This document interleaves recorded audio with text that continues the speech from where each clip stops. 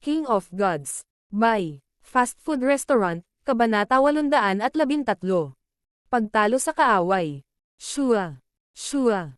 Pabilis ng pabilis ang paglipad ng patong ng pilak-lilang liwanag patungo sa tumataas na mga lambak sa di kalayuan. Matapos lampasan ang kabataang hari mula sa palasyo ng Grand Duke Yuan, walang sino man sa malapit ang nakapidyo kay Zhao Feng at Nan Gongsheng. Hindi marami sa mga humahabol na hari ang kasing bilis ni Nan Gongsheng. Masyado silang mabilis. Ang mga hari mula sa Shi at Dong families ay humabol saglit bago pinanood ang layer ng pilak at purple na liwanag na lumilipad papalayo. Ang hirap na pananatilihin ang isang hari na may talento sa mga batas ng space ay ilang beses na mas mahirap kaysa sa anumang uri ng hari. Paano nagtagumpay ang ating pananambang? Isang malalim, galit na dagandong ang umalangaw mula sa kabilang panig ng kagubatan. So, isang matangkad na kalbo na lalaki na may itim na damit panglabanan ang lumipad sa ere at nagpalabas ng malakas na demonic daw aura. Ang bagong dating na ito ay si Jiu Wuji mula sa Nine Darkness Palace. Hindi nagtagal ay dumating din ang ika-13 prinsipe at ang kulubot na elder. Naramdaman nila ang aming pananambang sa huling kritikal na sandali. Napabuntong hininga ang kulubot na matanda. Ang kanilang grupo ay may maraming tao sa bawat talento, kabilang ang mga taga-subaybay. Pagkatapos ng ilang araw ng pagsusuri at paghahanap, kinumpirma ng mga puwersa kung nasaan sina Zhao Feng at Nan Gongsheng at sinubukan silang palibutan, ngunit talagang naramdaman nila ito sa huling sandali. Sa ibang lugar, sa mga ulap sa itaas ng isang lambak. Nan Gongsheng, hindi masama ang kakayahan ng iyong singsing sa ilong. Nagulat si Zhao Feng. Sa simula, si Zhao Feng ay hindi masyadong interesado sa singsing sa ilong dahil hindi ito bagay sa kanyang hitsura. Ang singsing sa ilong ni Nan Gongsheng ay nagbigay sa kanya ng sobrang pang-amoy, na maaaring magamit upang subaybayan ang mga kayamanan pati na rin ang mga tao. Ang singsing sa ilong ay maaari pang hamarang sa lason. Dahil sa singsing sa ilong na ito kaya naamoy ni Nan Gongsheng ang mga humahabol.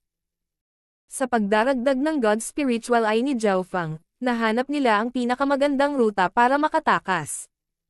Ito ay kapareho ng pagbibigay kay Nan Gongsheng ng kakayahang sumusuporta sa bloodline. Siyempre, ang singsing sa ilong ay hindi masyadong kapakipakinabang kay Zhao Feng dahil mas malakas pa ang supportive na kakayahan ng kanyang God Spiritual Eye. Ang pagkakaiba lang ay ang isa ay nakabatay sa paningin at ang isa ay nakabatay sa amoy. Saan sa tingin mo pupunta kayong mga magnanakaw? Isang surge ng demonyong magnificent power ang lumitaw sa lambak sa likod nila, at ang puso ng dalawa ay parehong nanginginig. So, isang kalbong lalaki na may isang pares ng itim na nagniningas na mga pakpak ng demonyo ang umabot sa ibabaw. Ang bilis. Ang kataim-taiman ay lumitaw sa mga mukha ni na Zhao Feng at Nan Gongsheng. Ang Jiu Wuji na ito ay talagang karapat-dapat na maging isang piling hari. Siya ay napakalakas, at ang kanyang mga lihim na pamamaraan ay makapangyarihan. Sa ngayon, may kalamangan si Jiu Wuji sa bilis, at naabutan niya sina Zhao Feng at Nan Gongsheng. Kalbo, sa tingin mo kaya mo kaming bawiin mag-isa? Malamig na tumawa si Nan Gongsheng. Sa katunayan, si Jiu Wuji lang ang makakahabol. Ang kulubot na matanda sa tabi ng ika-13 prinsipe ay malamang na makakahabol din, ngunit ang kanyang misyon ay protektahan ang prinsipe. Malalaman natin. Dinilaan ni Jiu Wuji ang kanyang mga labi habang tinatakpan ng nakakatakot na ekspresyon ang kanyang mukha. Bagamat siya ay isang mas matandang elite, ang kanyang tunay na lakas ay maaaring may rank sa pinakamataas na 30 ranggo ng Great Gun Imperial Genius o mas mataas pa. Ho! Boom! Ang mga pakpak sa likod ni Jiu Wuji ay nagpatawag ng bagyo ng itim na apoy na naging sanhi ng pagdilim ng kalangitan sa malapit. Ang puwersang ito ng demonyo ay naglalaman ng kapangyarihan ng isang spatial na domain ng demonic Dao, na nakipagsagupaan laban kina Zhao Feng at Nan Gongsheng. Boom! Nanginig ang mga katawan ni na Zhao Feng at Nan Gongsheng, at ang spatial domain na kinaroroonan nila ay nagsimulang manginig at naging hindi matatag. Kasabay nito, isang makapal na itim na aura ang nagtangkang paksin at pigain ang spatial domain ni Nan Gongsheng. Hindi maganda. Si Zhao Feng at Nan Gongsheng ay umatras habang ang matinding pressure ay bumababa mula sa bawat direksyon. Bagamat si Nan Gongsheng ay isang bihirang kababalaghan na mayroong heaven spiritual body at spatial spiritual body, hindi pa nagtagal mula nang nabuo niya ang kanyang spatial domain. Sa kabilang banda, si Jiu Wuji ay may matatag na pundasyon, at naabot niya ang isang mataas na antas ng kahusayan sa kanyang mga kasanayan. Ang lakas ng kanyang spatial domain ay hindi mas mahina kaysa sa Pictier Kings. Hand of the Demonic Sky. Umuungol si Jiu Wuji habang ang isa sa kanyang mga braso ay nagsimulang lumaki at mag-apoy, naging isang itim na kamay na tila umabot sa langit. Bam! Ang malaking Hand of the Demonic Sky ay nagpatawag ng itim na nagninangas na ulap na naging sanhi ng pagyanig ng langit at lupa. Ang kanyang lakas sa pakikipaglaban ay umabot na sa antas ng Pictier King. Bam bam! Bagamat magkasamang umatake sina Zhao Feng at Nan Gongsheng, pinalipad pa rin sila ng kamay ng Demonic Sky sa mga bundok sa ibaba. Si Jiu Wuji ay nagkaroon ng kalamangan sa mga tuntunin ng spatial domain. Ang kanyang mastery at skill level ay umabot na sa level ng isang Pictier King. Sa ngayon, si Zhao Feng ay suporta lamang. Hahaha! Kayong dalawang magnanakaw, ako lang ay sapat na para patayin kayong dalawa. Si Jiu Wuji ay nagpakawala ng mahabang dagandong habang siya ay sumusugod. Sa totoo lang, si Jiu Wuji ay may posibilidad na makapasok sa isang Pictier King 10 taon na ang nakararaan, ngunit gusto niyang pataasin ang pagkakataon na matagumpay niyang makapasok sa Divine Illusion Dimension, kaya nilimitahan niya ang kanyang cultivation sa isang Domain Level King. Ito ay dahil ang Pictier Kings ay may napakababang pagkakataon na makapasok sa Divine Illusion Dimension. Kahit na ang 4-star powers ay hindi kumpiyansa sa pagpapadala sa kanila. Tingnan natin kung gaano katagal ang iyong sekretong pamamaraan. Bumagsak si Nan Gongsheng sa lupa, at ang Purple Crescent Moon sa kanyang noo ay nagsimulang kumurap habang ang kanyang purple na buhok ay umihip sa hangin. Sa lupa, nagkatinginan sina Zhao Feng at Nan Gongsheng, ang purple-haired duo. Pumunta ka, sabay na umatake ang dalawa. Sacred Lightning Body. Nagsimulang mag-crack ang mga buto ni Zhao Feng habang siya ay tumangkad, at isang metal na asul-pilak na simbolo ang kumikinang sa kanyang katawan.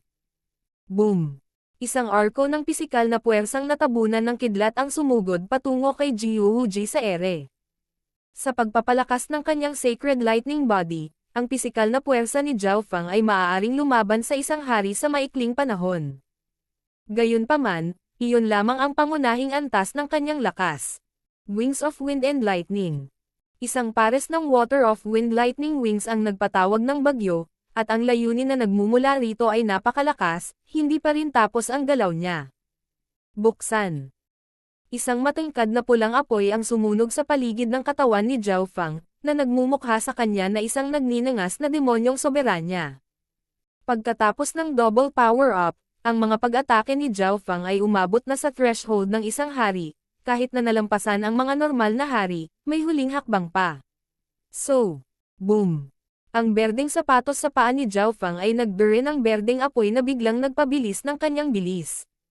Sa pagdaragdag ng bilis na ito, ang lakas ng pagsabog ni Zhao Feng ay umabot sa isang nakakatakot na yugto.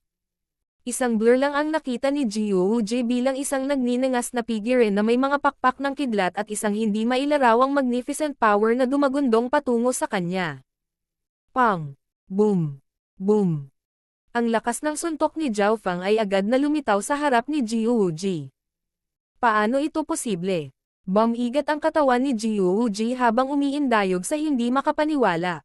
Ang mga pag-atake ng kabataang ito ay dumaan ng diretso sa kanyang spatial domain at sa force field sa paligid niya.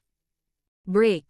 Sa isang kislap ng pilak, ginamit ni Nan Gongsheng ang kanyang spatial techniques, at isang ripple ng silver-purple na maaaring durugan ang lahat ng bagay sa alabok na ipinutok mula sa kanyang palad.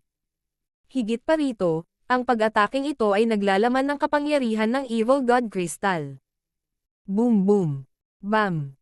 Bam! Sa sandaling ito, hinarap ni Jiu Wuji ang galit na pag-atake ni Zhao Feng at Nan Gongsheng. Demonic Sky Force Field. Si Jiu Wuji ay nakatayo ng buong pagmamalaki sa kalangitan habang ang hangin sa paligid niya ay nagsimulang umikot, at ang espasyo mismo ay tila gumuho. Ang malakas na force field na ito ay sinubukang i-absorb at i-redirect ang mga pag-atake. Kamay ng Demonic Sky.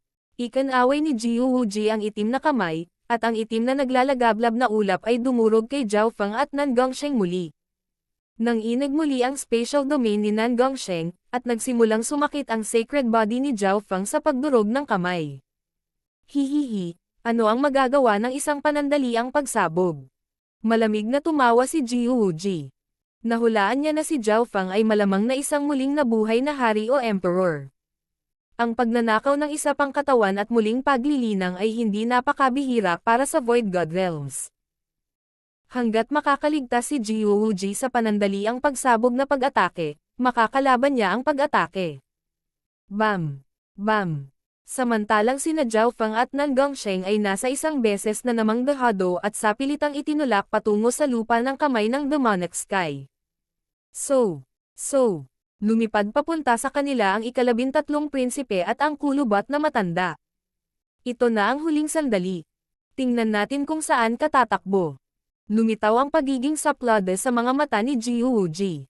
Hanggat dumating ang mga reinforcement, hindi makakatakas sina Zhao Feng at Nan Gongsheng. Ang huling suntok.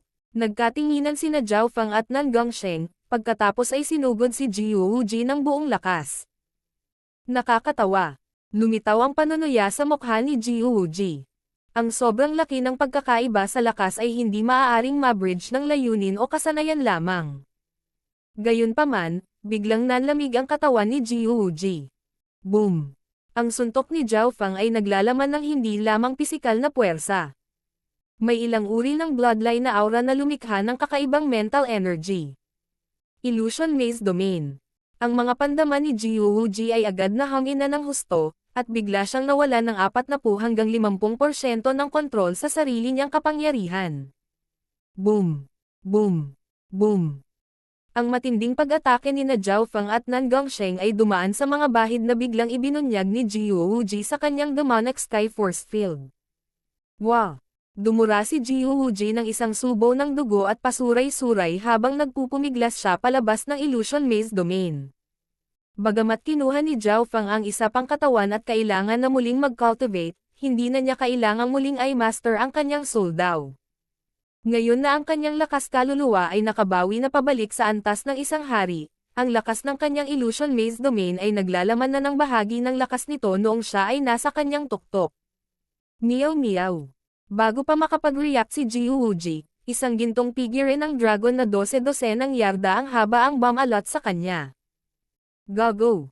Humigpit ang katawan ni Jiu Wuji nang pinalibutan siya ng gintong kulay abo na latigo at nagpadala ng matatalim na pagsabog sa kanyang katawan. Mamatay ka, kalbo! Ang mga pag-atake ni Zhao Feng at Nan Gongsheng ay muling bumaba sa tabi ng isang makapangyarihang domain ng Soul Dao. Arg! Si Jiu Wuji ay sumigaw at nagpumiglas, at halos hindi niya nagawang makaalis sa gintong latigo ng maliit na magnanakaw na pusa. Pang! Bam! Bam! Nahulog si Jiu Wuji mula sa himpapawid. Matinding sugat ang naiwan sa kanyang katawan. Nasunog pa ang ilan sa kanyang laman. Ito ay lubhang kasuklam-suklam. Natalo si Jiu Wuji. Nakita ito ng ika-13 prinsipe, ang kulubot na matanda, at lahat ng iba pang dumarating at natigilan sila.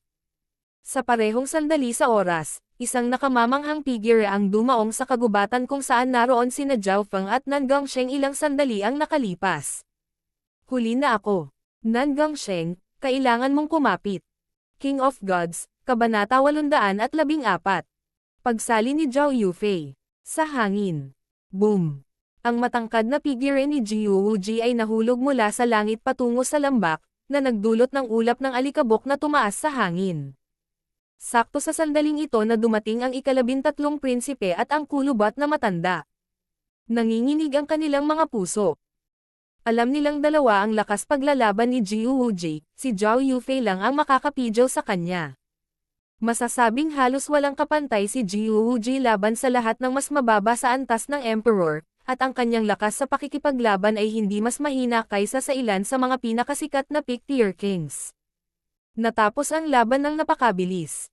Paano nagawa iyon ng mga magnanakaw na may purple na buhok? Napatulala ang kulubot na matanda. Kara-rating lang nila, kaya lang nakita nila ang resulta, hindi ang proseso. Mula sa kanilang pagsusuri, si Jiwooji at ang mga lilang buhok na magnanakaw ay hindi dapat nag-aaway ng matagal. Meow. Ang isang kulay pilak na kulay abo na pusa ay bahagyang mas malaki kaysa sa isang palad na nakabalot ng gininto ang kulay abo na latigo sa leeg nito na parang kwintas. Ang pasang iyon. Ang mga dumarating na eksperto ay nakaramdam ng kakaiba.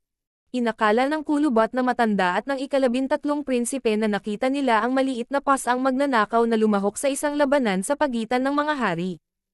Umalis. Si Zhao Feng at Nan Gongsheng ay tumakbo sa malayo na may kislap ng pilak at lila. Nawala rin ang pasang magnanakaw. Ubo. Ubo. Sinubukan ni Jiwooji na bumangon ng kaunti. Ang alikabok ay bumabagsak pa rin, at siya ay mukhang walang kapangyarihan at natigilan. Jiwooji, sa lakas mo, hindi ka dapat natalo ng husto. Dumating si Jiang Chen. Ang mga ekspresyon ng mga dumarating na eksperto ay puno ng pagkabigla, at ang kanilang mga mata ay kumikislap. Sa kasalukuyang sitwasyon, walang nang-ahas na habulin ang mga magnanakaw na kulay lila kahit ang bilis nilang gawin iyon. Minaliit ko ang batang may kulayubong buhok na iyon. Mataimtim ang ekspresyon ni Jiwooji habang sinasabi niya sa kanila ang proseso. Hindi niya ibinunyag ang kanyang mga hula tungkol kay Zhao Feng. Nakontrol na ni Jiwooji ang laban sa simula, ngunit ang sold-out domain ni Zhao Feng ay nabaligtad sa pinakahuling sandali. Dagdag pa sa kakayahan ng maliit na magnanakaw na pusa na masindak, si Jiwooji ay lubos na natalo. Kung mag-away silang muli, maaaring hindi pa rin manalo si Jiwooji, ngunit hindi siya matatalo ng ganito kalubha. Mukhang totoo ang sinabi ni Jilan. Ang nakakatakot ay ang nakababata. Sabi ng kulubot na matanda pagkatapos ng ilang pag-iisip. Alam ng batang hari mula sa palasyo at kumpanya ni Grand Duke Yuan kung gaano kitikot si Jiwooji. Ang atensyon ng lahat ay naakit kay Nan Gongsheng, na dalubhasa sa mga batas ng kalawakan. Hindi nila pinansin ang iba pang kabataang may kulay lila. Pinatunayan ng katotohanan na ang hindi nila pinansin ay ang tunay na nakakatakot. Sa hangin sa paligid ng lambak, ang mga pinuno at elit ng ilang puwersa ay nagtipon-tipon. Nawalan sila ng kumpiyansa sa paghabol sa mga magnanakaw na kulay ube ang buhok pagkatapos ng kaganapang ito. Pagkatapos ng lahat, ang awayan sa pagitan ng magkabilang panig ay hindi pa umabot sa mga yugto kung saan isa lamang ang mabubuhay. Gayunpaman, sina Jiwooji, Jiang Chen, ang ika-13 prinsipe, at ilang iba pa ay hindi gustong isuko ito ng madali. So, sa kalaunan, lumitaw ang isang maliwanag na flash ng liwanag at isang surge ng Heaven Earth Yuan Qi. Sinong nandyan? Sigaw ng lahat ng elite. Si Zhao Yufei. Ang mga ekspresyon ni Jiwooji at ilang iba pang mga hari ay hindi maiwasang magbago. Whoosh! Isang payat at matikas na diyosa sa kulay ube ang dumaong malapit sa lambak.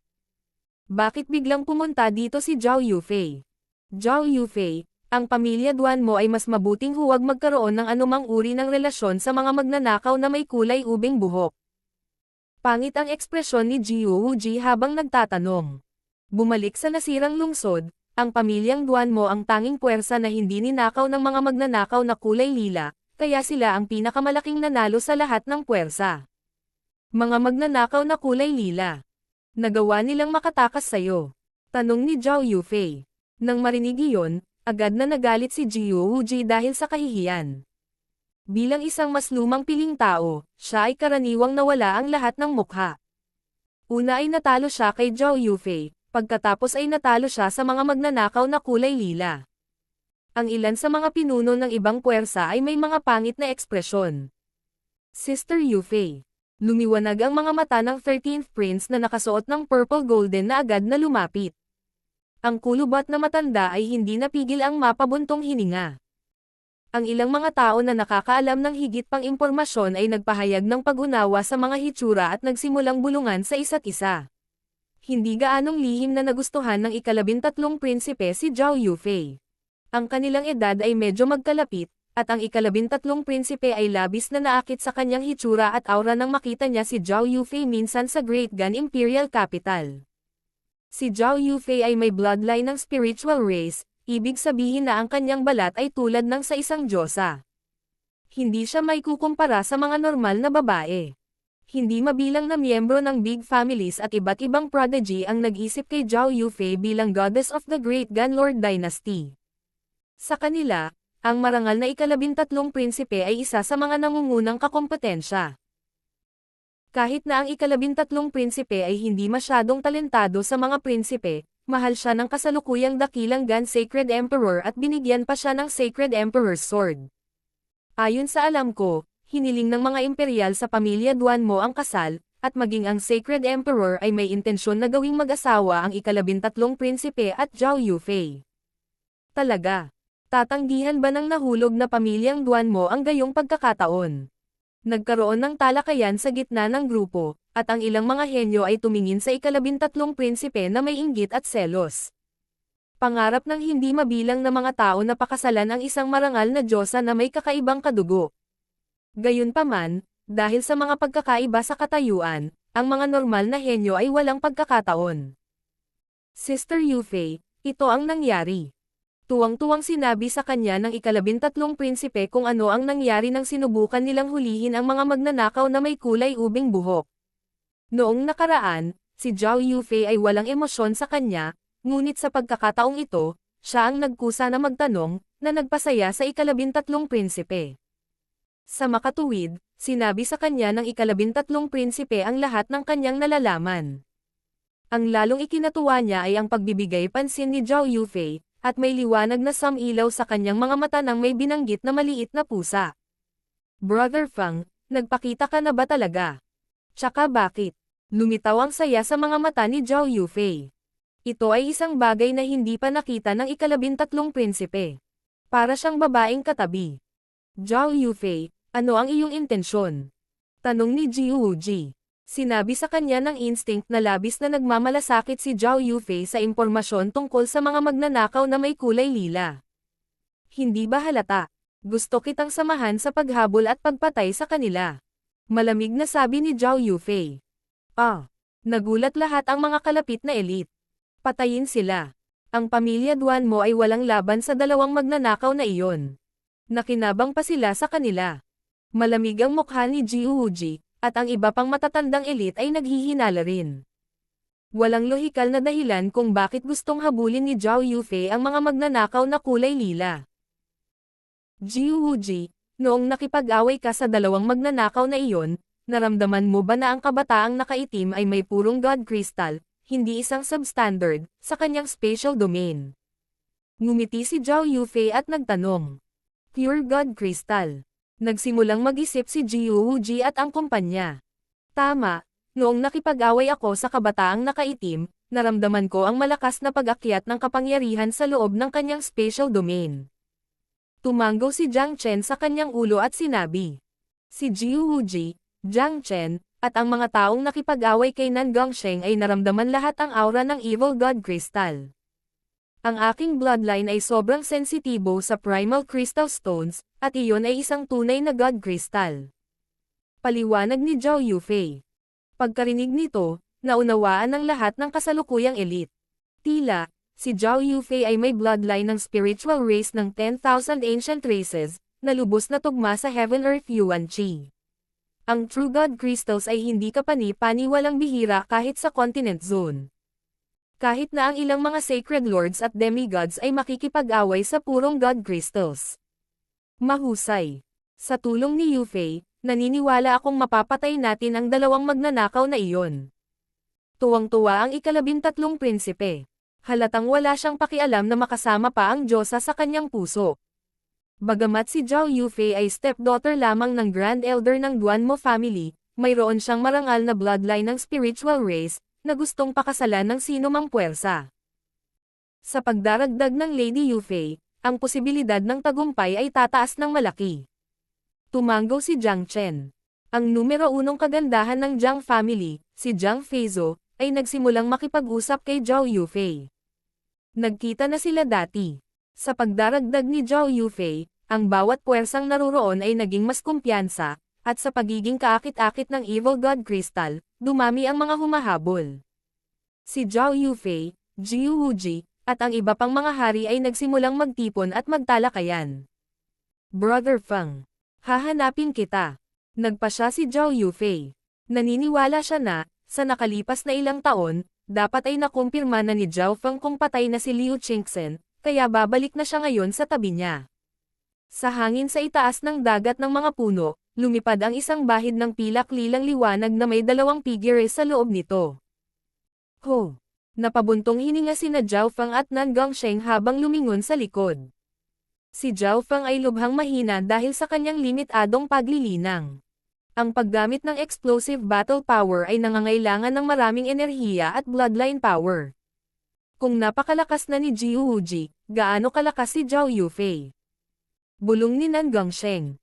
Bumalik sa True Martial Sacred Land, nakipag-draw siya kay Zhao Yufei, ngunit ngayon, nalampasan na niya ito. Nan Gongsheng, sa iyong kasalukuyang rate ng paglago, maaabot mo ang rurok ng mga henyo sa Continent Zone. Sa laban ngayon, hindi mo man lang ginamit ang iyong Chenkun Sword o ang iba mo pang baraha. Uminom si Zhao Feng ng espiritual na likido bago umiling ng may ngiti. Si Jiu Wuji ay isang matandang elite na maaaring may rank sa top 30 sa Imperial Genius Rankings. Natahimik sandali si Nan Gongsheng at nagsimulang mag-isip.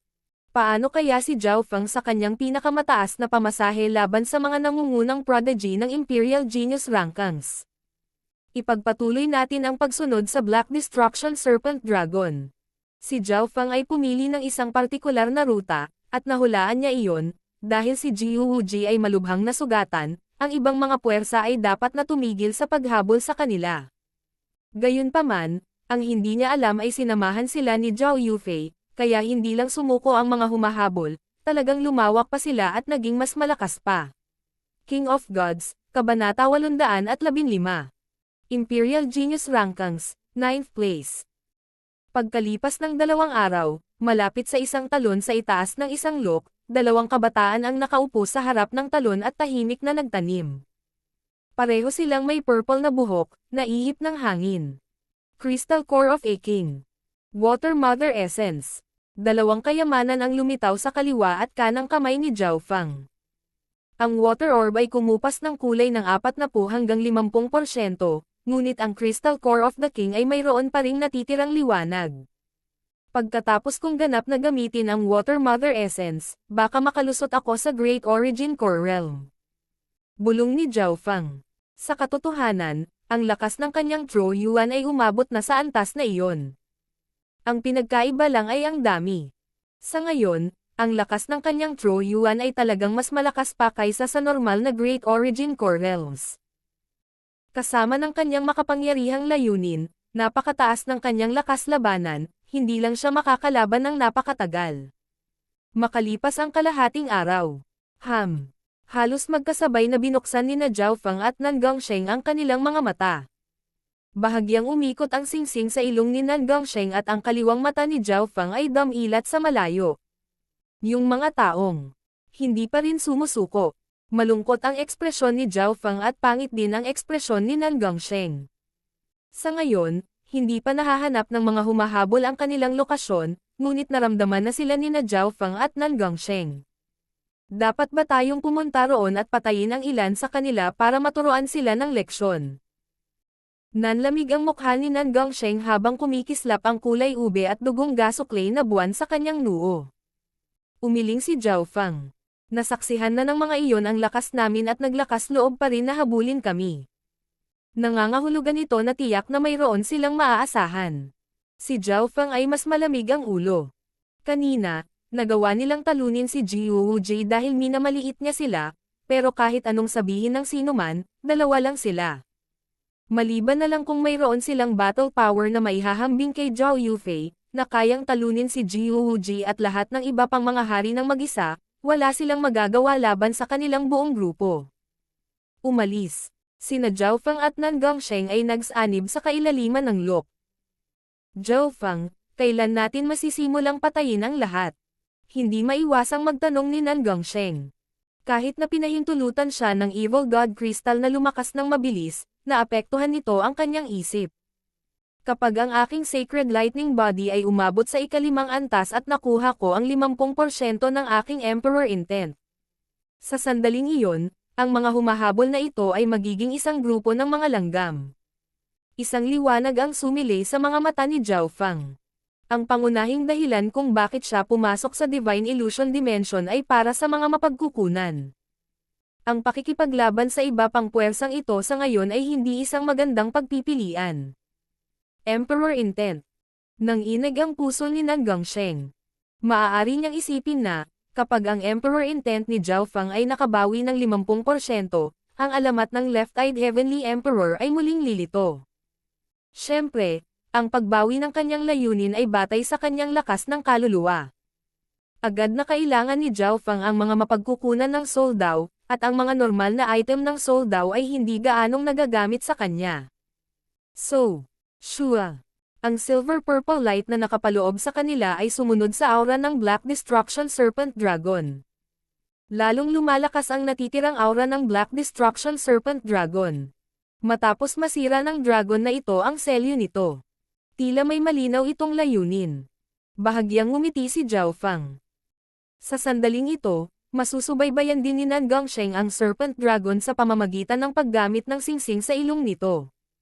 Marami silang nakasalubong na malalakas na hayop sa daan, kabilang ang mga haring hayop. Minsan, ayaw ni na Zhao Fang at Nan Gongsheng na magdulot ng gulo, kaya kailangan talaga nilang maglibot sa kanila. Ang ilang mga hayop ay may natatanging kakayahan, at ang ilan ay lumitaw sa mga sangkawan. Kahit isang higanteng grupo ay ayaw silang harapin, lalo pa ang isang duo. Sa isang tiyak na sandali sa oras, lumipad sina Zhao Fang at Nan Gongsheng patungo sa isang lugar kung saan mayroong isang kumpol ng mga punso. Maghintay. Nagbago ang ekspresyon ni Nan Gongsheng nang may naamoy siya, at nagsimulang suriin ng God Spiritual Eye ni Zhao Fang ang matigas na button sa ibaba. Boom! Isang malakas na surge of gravity ang lumitaw, at kumulo ang kanilang dugo. Kahit ang domain level king na si Nan Gongsheng ay nakaramdam ng bigat. Ang normal Great Origin Core Realms ay agad na bumagsak sa lupa at nagkapira-piraso. Boom boom boom. Nagsimulang manginig ang punso, at lumitaw ang isang malaking halimaw. Si Zhao Fang at Nan Gongsheng ay parang mga bata sa harap ng Mound Monster. Kung hindi dahil sa katotohanan na ang Golden Cone Sacred Lightning Body ni Zhao Fang ay malapit na sa peak 4th level, ang pressure lang ay makakapagubo sa kanya ng dugo. Woo! Boom! Ang Mound Monster ay umungal, at ang puot ay lumitaw sa mga mata nito habang ikinakaway nito ang isang malaking poste ng bato patungo kina Zhao Fang at Nan Gongsheng. Umiwas. Mabilis na umatras sina Zhao Fang at Nan Gongsheng sa isang flash ng silver at purple, ngunit ang Mound Monster ay tila may gravity domain, na nagpabagal sa kanila na parang nasa putik. Maging ang spatial domain ni Nan Gongsheng ay pinaghigpitan sa isang tiyak na antas. Basag. Ikinaway ng Mound Monster ang poste ng bato at inihampas ito sa lupa, na lumikha ng malalim na bangin. Sacred Body Physical Force. Si Zhao Fang ay kumikinang ng pilak at asol habang ang isang nangingibabaw na kapangyarihan at isang matangkad na pulang apoy ay sumisikat mula sa kanyang kamao patungo sa Mound Monster. Isang silver-purple spatial blade ang nabuo sa palad ni Nan Gongsheng, na lumalas patungo sa Mound Monster. Boom! Ang bloodline at pisikal na kombinasyon ng pag-atake ni Zhao Fang ay tila tumama sa isang metal na pader. Hindi gumalaw ang Mound Monster. Kaunting paso na lamang ang naiwan. Bam!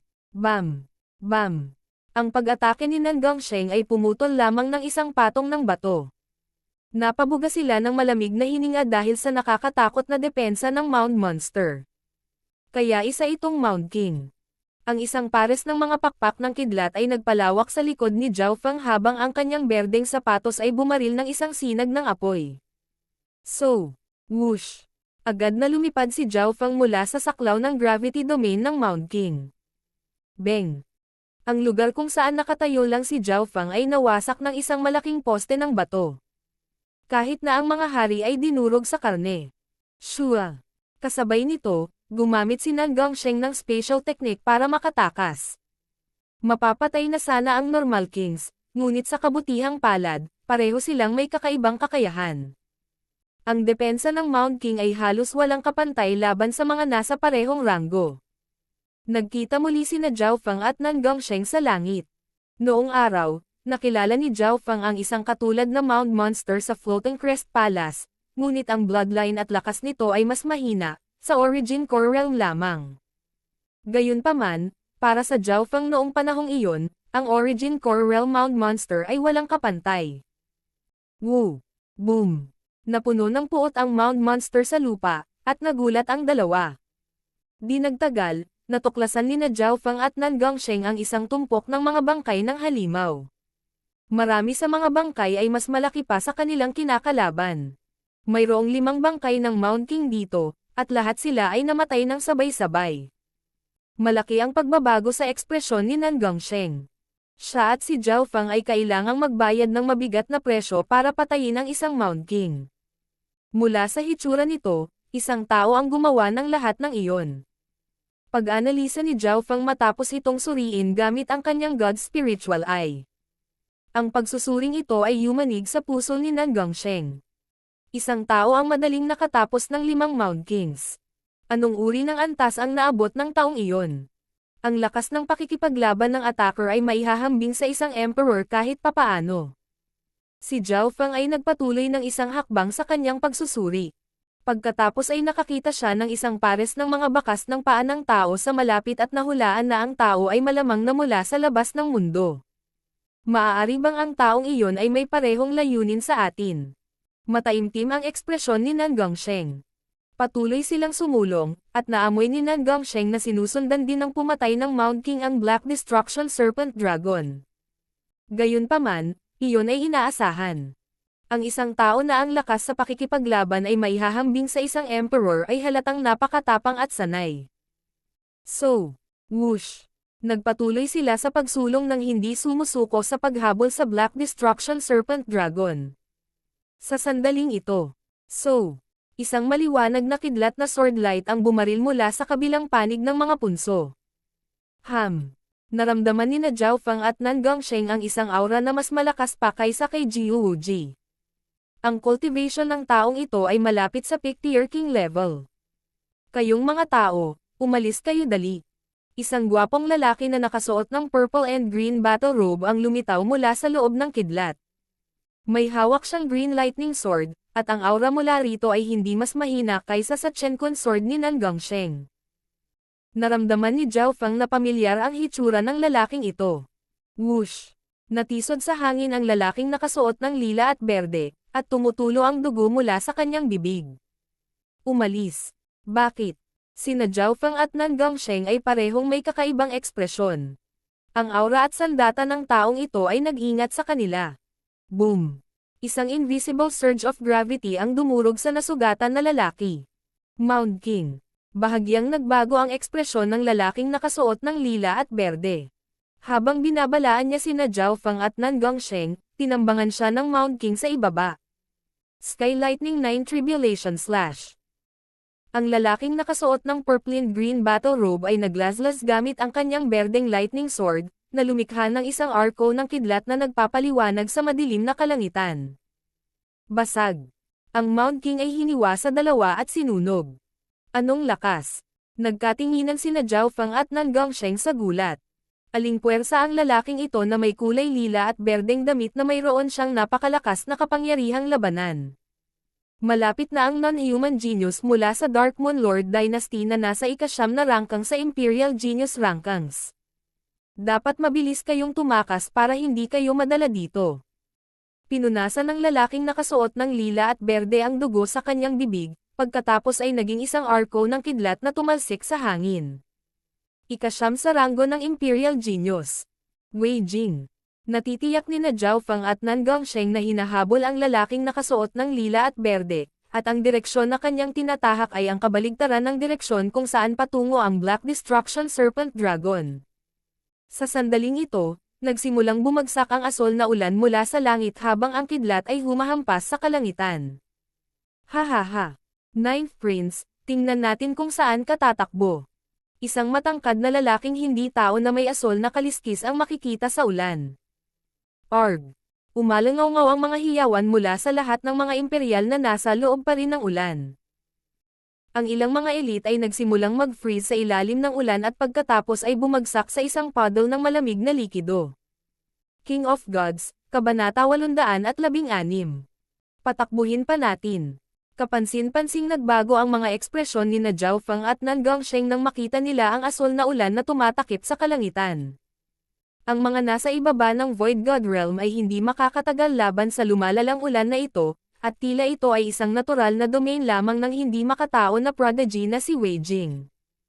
Ang kanyang likas na talento ay lumilikha ng napakalakas na ulan.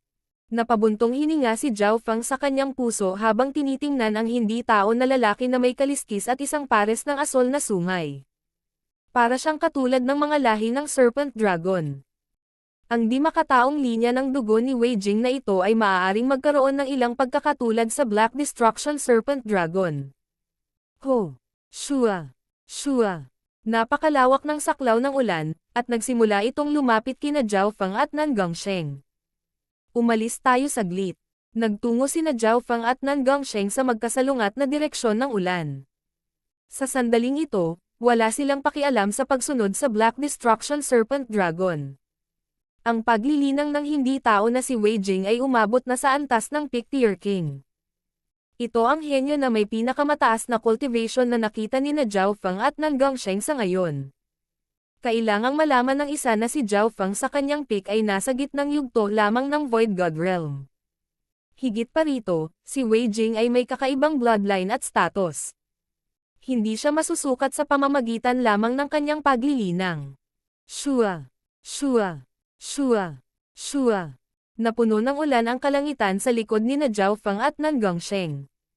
Nagsimulang mabuo ang yelo sa mga punso sa ibaba, na ginawang mga butas. Ang mga punso ay napakatigas, at maaari silang manganak ng mga halimaw tulad ng Mount Kings, ngunit ang bughaw na ulan ay natunaw ang mga batong ito na parang tofu. Kaya iyon ang lakas ng ika-siyam na ranggo ng Imperial Genius. Naramdaman ni na Zhao Feng at Nan Gongsheng na nanlamig ang kanilang mga likod habang sila ay umatras. Ang Great Gun Imperial Genius Rankings ay nagtala lamang ng nangungunang 500, at hindi kasama dito ang mga henyo lamang sa loob ng mga hangganan ng Great Gun Lord Dynasty. Kasama rin dito ang ilan sa mga henyo mula sa mga superpower na malapit. Ang bughaw na ulan ay hindi lamang mapanganib dahil sa kanyang mga kakayahan sa pagguho, nagdulot din ito ng lamig na maaaring makaapekto sa paligid nito, na nagpababa sa bilis ni na Zhao Feng at Nan Gongsheng. Hindi na natin ito maiiwasan. Bulalas ni Nan Gongsheng habang ikinakalat niya ang kanyang spatial domain, ngunit nanatiling kalmado ang ekspresyon ni Zhao Feng kahit alam niyang hindi nila ito maiiwasan. Sa mga tuntunin ng bilis, ang Pictier na si King Wei Jing ay higit sa 2 beses na mas mabilis kaysa kay Jiu Wuji, at higit pa rito, ang asol na ulan ay may kakayahang bawasan ang bilis ng isang tao. Bam! Bam! Bam! Hindi nagtagal ay damapo ang mga patak ng ulan sa katawan ni na Zhao Feng at Nan Gongsheng. Ang ulan ay isang natural na bloodline domain na maaaring masira kahit na sa pamamagitan ng spatial domain. Sacred Lightning Body. Isang metal na pilak asol na liwanag ang kumikinang sa paligid ng katawan ni Zhao Feng. Boom! Boom! Kumikislap ang tubig at kidlat nang bumuhos ang ulan kay Zhao Feng, at ang lamig ng pamamanhid ay nagpasalubong ng kanyang mga kilay. Ang aking Sacred Lightning Body ay nababanat laban sa mga pag-atake ng Ice Elemental at Water Elemental, ngunit ang ulan na ito ay naglalaman din ng isang eroding power. Ipinikit ni Zhao Feng ang kanyang mga mata nang maramdaman niya ang ulan. Magagamit niya talaga ang kanyang katawan para harangan ang ulan, kahit ang Void God Realms ay walang ganitong kakayahan. Sa tabi niya, isang layer ng pilak at lila ang kumikinang sa paligid ng Nan Gongsheng habang ang alon ng kalawakan ay sumisipsip at nilamon ang ulan. Hindi maiwasan ni Nan Gongsheng na mainggit kay Zhao Feng. Matapos muling magtanim, si Zhao Feng ay nagkaroon ng napakalakas na katawan na kaya niyang harangan ang ulan nang hindi gumagamit ng anumang True Yuan. Hindi lang iyon dahil napakalakas ng kanyang Sacred Lightning Body. Ito ay dahil din sa katotohanan na si Zhao Feng ay nagtanim ng Water of Wind Lightning. Dahil ang Water of Wind Lightning ay ang unang elemento na ginamit niya upang pinuhin ang kanyang Sacred Lightning Body, siya ay nababanat laban sa mga pag-atake ng yelo at tubig. Sa kabila noon, nakaramdam pa rin ng kirot ang katawan ni Zhao Feng. Gayunpaman, patuloy na ginamit ni Zhao Feng ang kanyang katawan ng mag-isa para harangan ang ulan. Ha ha ha! Ika-9 na prinsipe, kung magpapatuloy ito, mamamatay ang lahat ng nasasakupan mo. Ang natatakpan ng kaliskis na si Wei Jing ay lumutang sa gitna ng ulan at lumikha ng bagyo saan man siya pumunta.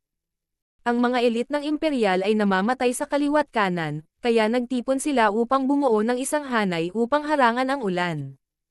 Sinadya ni Wei Jing ang ulan para dahan-dahan silang lumunin at bigyan ng mas maraming pressure ang Ninth Prince.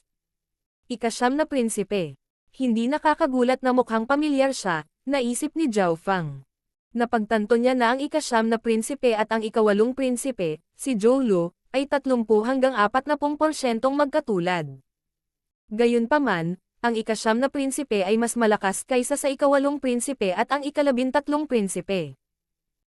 Wei Jing, galing ka sa 4-star Dark Capital Cult at ika-9 ang rankang mo sa Imperial Genius Rankings, pero tinambangan mo pa rin ako noong nakikipaglaban ako sa Victorious Sky Snake King. Ang Purple and Green Robe Ninth Prince ay nagngangalit ang kanyang mga ngipin at sinabi. Ang cultivation ng Ninth Prince ay malapit sa Peak Tier King level, at mayroon siyang inheritance sacred weapon na hindi mas mahina kaysa sa Chenkun Sword ni Nan Gongsheng. Arg! Umalangaw-ngaw ang hiyawan mula sa grupo na nababalot ng ulan. Ang lahat ng nasa ilalim ng Great Origin Core Realm ay namatay na, at ito ay nasa ilalim pa rin ng katotohanan na sinadya ni Wei Jing na kinukuha ang mga bagay-bagay. So, sure. Sina Zhao Feng at Nan Gongsheng, na natatakpan ng pilak at lila na liwanag, ay tumakbo sa kabilang direksyon upang maiwasang makalapit kay Wei Jing. Dalawang insekto. Walang emosyong nilingan sila ni Wei Jing gamit ang kanyang pares ng dark blue na mata. Gayunpaman, ang pangunahing pinagtutuunan niya ay ang Ninth Prince, kaya ginamit lang niya ang Blue Rain Domain para pigilan sina Zhao Feng at Nan Gongsheng. Biglang naramdaman ni na Zhao Feng at Nan Gongsheng ang pagtaas ng presyon. Bam! Bam! Bam! Ang bughaw na ulan ay nagsimulang bumuo ng isang whirlpool na sumipsap sa kanila. Zhao Feng, kung magsasama-sama tayo, malalampasan natin itong bughaw na ulan. Malalim na sabi ni Nan Gongsheng.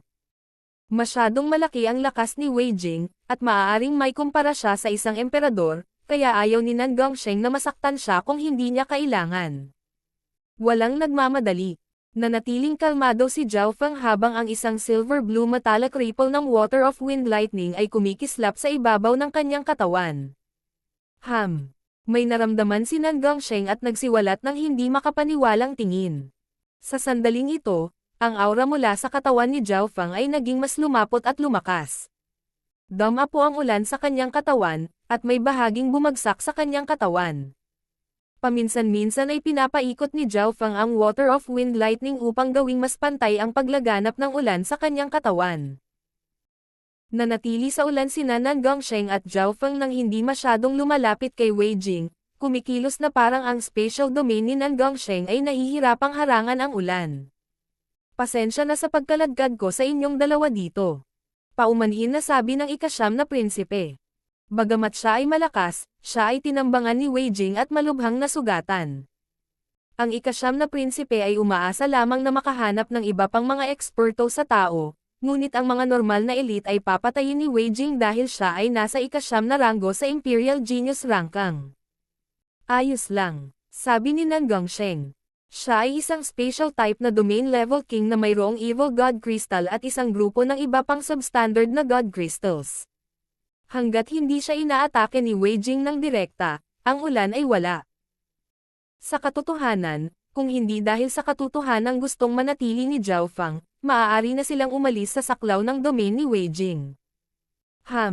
May naramdaman ang ika-9 na prinsipe na kakaiba mula sa walang emosyong ekspresyon ni na Zhao Feng at Nan Gongsheng. Bagamat tila nagpupumiglas ang pares na may kulay lila na buhok, hindi man lang sila nagpakita ng anumang takot. Ako si Zhou Zihang, ang ika-9 na prinsipe ng dakilang Ganlord Dynasty. Maaari ko bang tanungin ang inyong mga pangalan at kung handa kayong magtulungan upang labanan ang di pantaong kaaway na ito? Huminga ng malalim ang lalaking naka-purple and green battle robe at nagtanong sa malalim na tono. Nalaman niyang hindi mababa ang lakas ng dalawang ito. Ang nakaitim ay isang space-type domain level king, at ang isa pang kabataan ay nagawang harangan ang ulan ng mag-isa ang kanyang katawan. Nan Gongsheng. Simpleng sagot ng kabata at nakaitim. Zhao Feng. Walang ekspresyon ang ibang kabataan. Hindi ngayon ang oras para magsama-sama. Tumakbo pa tayo ng kaunti. Nang marinig iyon, namula ang mukha ng Ninth Prince. Casual na sinabi ito ng kabataan. Tumakbo pa tayo ng kaunti. Teka, anong ginagawa niya? Naramdaman ng Ninth Prince na may mali. Naliligo, sa ulan ang maputlang buhok na binata, na para bang masakit ngunit kasiya siya sa parehong oras. Halos natunaw ko na ang prutas ng Ancient Dream Realm. Ipinikit ni Zhao Feng ang kanyang mga mata. Ang natural na domain ni Wei Jing ay naglalaman ng erosion at yelo. Sa ngayon, ginagamit ni Zhao Feng ang Water of Wind Lightning para pinuhin ang kanyang katawan, at ang kanyang Sacred Lightning Body ay medyo malayo lang sa peak 4th level. Boom! Boom! Boom! Ang ulan ay kumalat sa katawan ni Zhao Feng, na kumaluskos ng kidlat. Sa sandaling ito, ginagamit ni Zhao Feng ang bawat segundo para i-circulate ang kanyang Sacred Lightning Body at Wind Lightning Technique para mapino ang ulan sa kanyang katawan. Masyadong baliw ang junior na iyon. Naglakas loob siyang gumamit ng domain ng ibang tao para pinuhin ang kanyang katawan. Huminga ng malalim ang Ninth Prince. Humigit kumulang kalahati ng oras na kinuha upang gumawa ng tsaa mamaya. Weng! Ang pila kasol na liwanag sa paligid ni Zhao Feng ay kumikinang habang siya ay napapalibutan ng kidlat. Para siyang isang perpektong piraso ng metal habang naglalabas siya ng mabigat na pakiramdam. Sa sandaling ito, ang bawat paghinga at pagkilos ni Zhao Feng ay naglalaman ng isang malakas na pisikal na puwersa, na naging dahilan upang maging si Nan Gongsheng ay nakaramdam ng pressure. Sacred Lightning Body, pinakamataas sa ika-4 na antas. Tuwang-tuwa si Zhao Feng nang tumaas ng husto ang pisikal na puwersa na nagmumula sa kanya. Boom! Sa isang pag-iisip lamang, isang hadlang ng pisikal na puwersa ang nagtaboy sa ulan. Yung batang yon. Sa wakas ay naramdaman ni Wei Jing na may mali. Dati, hindi man lang niya tiningnan ng maayos si Zhao Feng, na nasa Small Origin Core Realm lang. Kahit na siya ay may malakas na pisikal na katawan, mayroong hindi mabilang na mga lahi na may malakas na bloodline na kinasasangkutan ng pisikal na katawan. Napakalakas ng loob ng taong iyon na gamitin ang aking natural na domain upang pinuhin ang kanyang katawan. Lumitaw ang galit sa mukha ni Wei Jing. Ito ay kahihiyan. Sa wakas, ang Sacred Lightning Body ni Zhao Feng ay umabot na sa pinakamataas na ika-4 na antas, at maaari na niyang labanan ang mga normal na hari ng mag-isa ang kanyang katawan. Kung makapasok siya sa ika-5 antas, ang kanyang Sacred Lightning Body ay magagawang talunin ang halos sino mang hari. Siguradong matapang ang kaibigang ito. Nakaramdam ng paghanga ang ika-9 na prinsipe. Anumang ibang Origin Core Realm ay hindi na magkakaroon ng oras para tumakas kay Wei Jing, ngunit ginamit ng taong ito ang natural na domain ni Wei Jing upang pinuhin ang kanyang katawan.